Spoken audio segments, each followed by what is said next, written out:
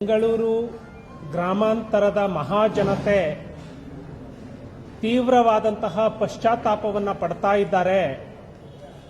ಎಂತಹ ಆಸಾಮಿಗೆ ನಾವು ನಮ್ಮ ಅಮೂಲ್ಯವಾದಂತಹ ಮತವನ್ನು ಚಲಾವಣೆ ಮಾಡಿದ್ವಿ ಅಂತ.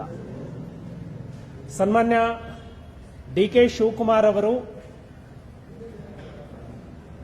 ಪ್ರಮಾಣ ವಚನವನ್ನು ಸ್ವೀಕಾರ ಮಾಡಿ ಪಾರ್ಲಿಮೆಂಟಿನ ಸದಸ್ಯರಾಗಿರ್ತಾರೆ. ಡಿ.ಕೆ. ಸುರೇಶ್ ಅವರು ಪ್ರಮಾಣ ವಚನವನ್ನ ಮಾಡಿ ಪಾರ್ಲಿಮೆಂಟಿನ ಸದಸ್ಯರಾಗಿರ್ತಾರೆ. ಪಾರ್ಲಿಮೆಂಟಿನಲ್ಲಿ I will uphold the integrity and sovereignty of India ಅಂತ ಹೇಳಿ ಪ್ರಮಾಣ ವಚನವನ್ನ ಸ್ವೀಕಾರ ಮಾಡಿರ್ತಾರೆ.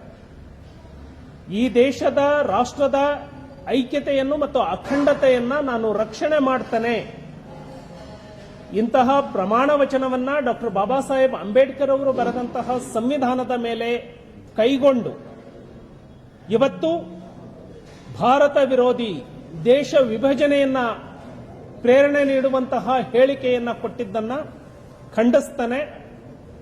ಕಾಂಗ್ರೆಸ್ನವರು ತಮ್ಮ ಸ್ಥಿಮಿತವನ್ನ ಕಳ್ಕೊಳ್ತಾ ಇದ್ದಾರೆ. ವೀರಪ್ಪ ಮೊಯ್ಲಿ ಅವರು ಹೇಳ್ತಾರೆ,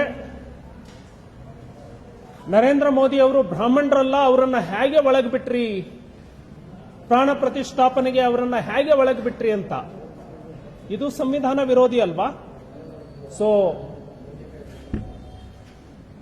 ಡಿ.ಕೆ. ಸುರೇಶ್ ಅವರು ಇಡೀ ದೇಶದ ಮುಂದೆ ಕ್ಷಮೆಯನ್ನ ಯಾಚಿಸಬೇಕು.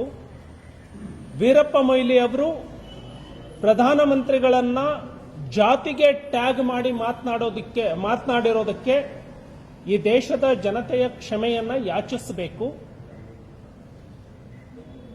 ಜೊತೆಗೆ ಕಾಂಗ್ರೆಸ್ನವರು